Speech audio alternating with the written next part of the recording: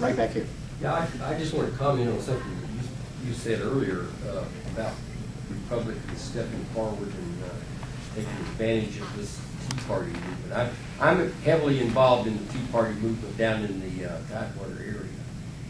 And from the leadership perspective of that thing, there's a kind of a hostility toward politicians, period. It doesn't make any difference what political color these folks are.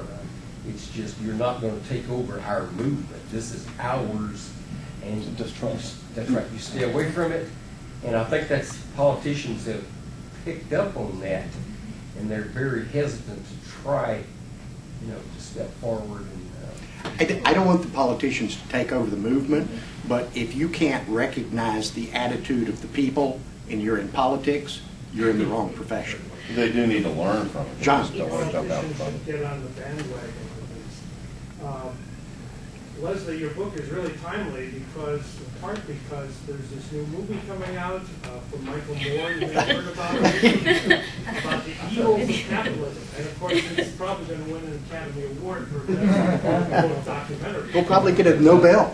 I'm wondering, in light of that, we have to think of strategies to try to work to counter that movie. I don't know if you have any thoughts on that. We could pass out copies of your book to those going into it. That might help.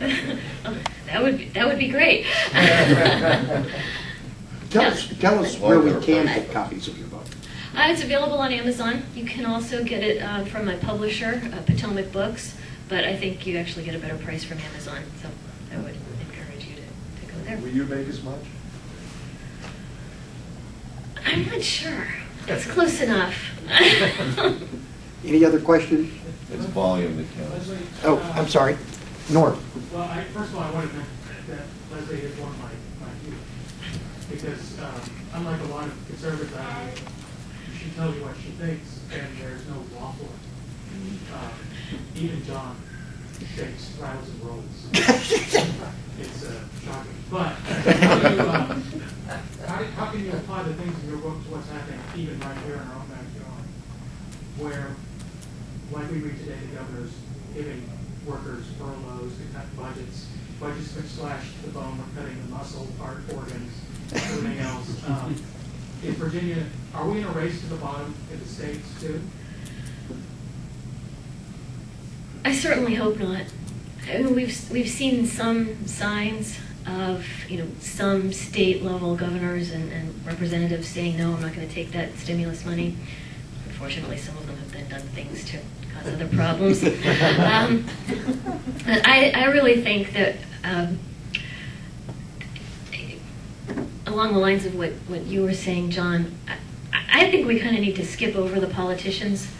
It's clear that they don't get it. I think the closest thing to an effort to jump in front of the Tea Party movement was that, what was it called, a National Council for a New America, where they went into the grassroots in Arlington, Virginia, and wanted to hear about what real people thought, and the thing flopped because it was headed by people who were responsible for the bailout and all the other government overreach that's happened in the last 20 years.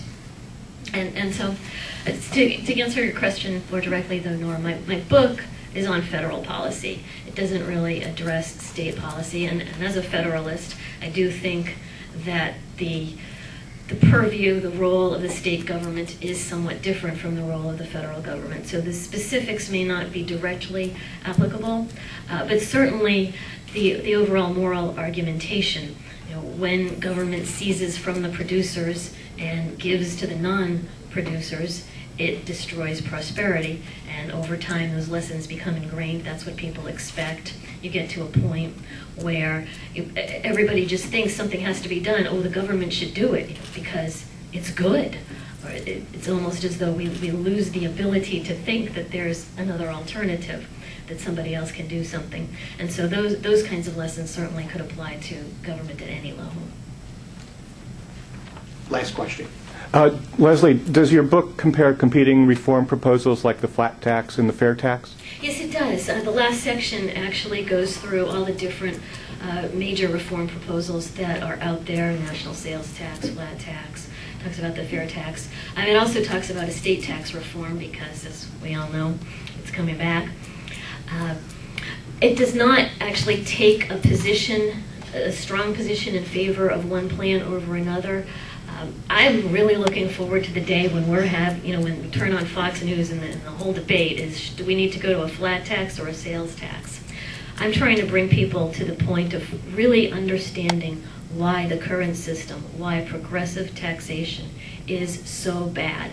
And once we get them on board with we've got to do something, then we start hashing out what that something is.